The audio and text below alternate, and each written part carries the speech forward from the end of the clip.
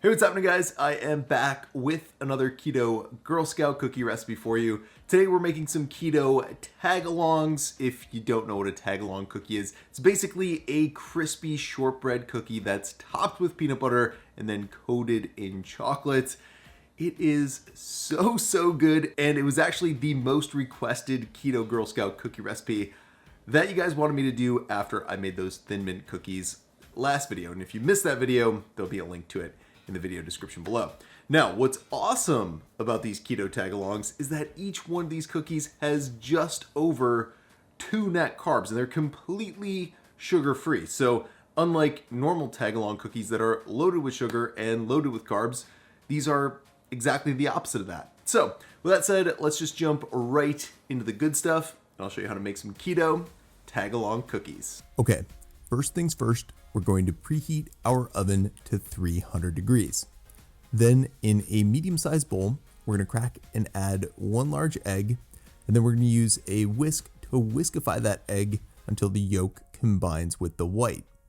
Now, when that's taken care of, we're going to pour in a half a cup or 112 grams of some melted salted butter, and then we're going to add a teaspoon or 4 grams of vanilla extract. So now, as you're seeing here, we're going to whisk all those ingredients up until they're combined, and then when they are, we're going to set that bowl aside.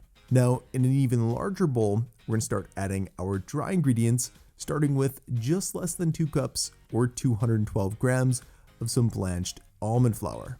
Then, when we've added that, we're going to sift in a heaping half a cup or 80 grams of confectioner's swerve. And of course, if you don't have swerve, you can always use Lake Kanto's monk fruit in its place. Anyway, when we've got that sifted in, we're going to add in a half a teaspoon or 3 grams of baking powder, and then we're going to get our whisk back out and whiskify all of our dry ingredients until they're well combined. Then, when they are, we're going to pour our wet ingredients into our dry ingredients, and then we're going to use a spatula to mix them until a thick cookie dough consistency forms from doing this. Now, once we've got our dough looking good, we're going to use a tablespoon-sized cookie scoop to scoop out some of that dough, and then we're going to use our hands to shape and form our cookies from it.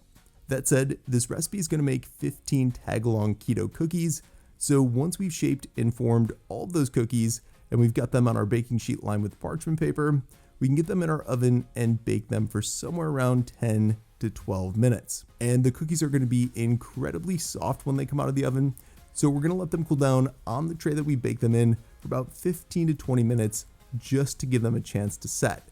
Then once they've set, we can transfer them to a wire rack to finish cooling. And by the way, if you want an even crunchier cookie, just keep them overnight like this. Now, once the cookies are done cooling, we're going to add a teaspoon or 5 grams of natural no sugar added peanut butter to the top of each one of the cookies. And then when we've done that, we're going to transfer the cookies back to the baking sheet we used before and let them chill in the fridge for at least an hour or until the peanut butter has set and hardened.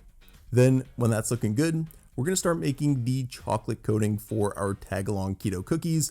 And to do that, the first thing we want to do is get out some no sugar added keto-friendly chocolate chips like these.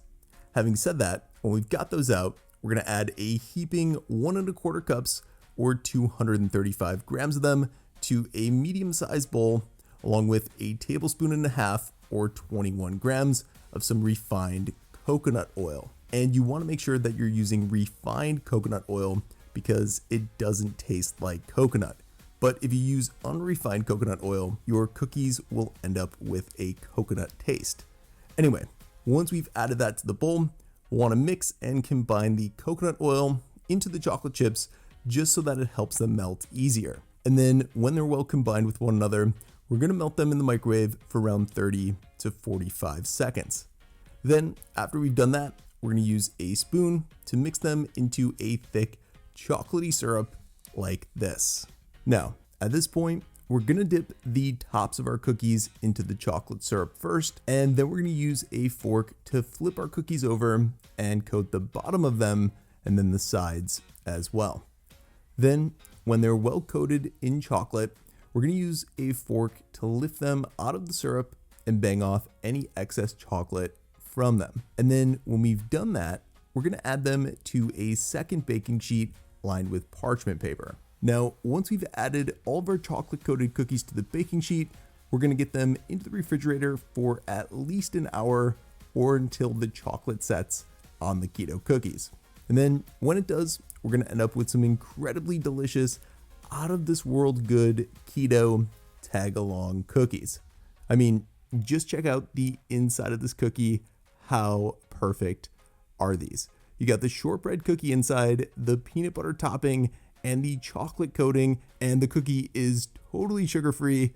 What more could you ask for? Anyway, as always, for more info on today's keto tag along cookies recipe, check out the video description below. I hope you enjoy them. Chef's kiss. I'll see you in the next one.